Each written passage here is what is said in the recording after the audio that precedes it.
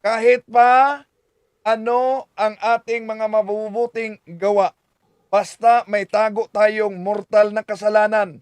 Our good works can be meritorious only in the eyes of God if we are in the state of grace. Anong mangyari? Pakibasa, Brad John Ray, Ezekiel 18:24. Ngunit kung ang isang taong matuwid ay magpakasama at gumawa ng mga kasuklam-suklam na gawain, hindi siya mabubuhay.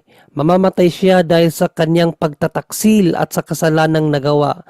Mawawalan ng kabuluhan ang lahat ng kabutihang ginawa niya noong una. Grabe pala pag mamuhay tayo sa mortal na kasalanan. Ang lahat nating mga kasalanan na mabuting gawa ay mawawala sa mata ng Diyos.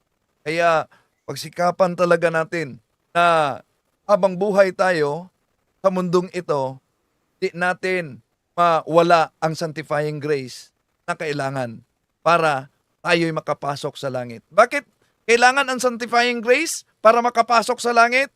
Ang langit ay supernatural world. Tayo ay nasa natural world. Ibig sabihin para maunawaan ninyo, halimbawa, ilang minuto lang pwede kayo sa ilalim ng tubig. Posible makaabot kayo ng 20 minutes sa ilalim ng tubig. Nangangailangan talaga kayo ng supernatural na kagamitan para makahinga doon. Anong gamitin nyo? Ang gamitin nyo, oxygen, para manatili sa ilalim ng tubig. Ganon din sa langit.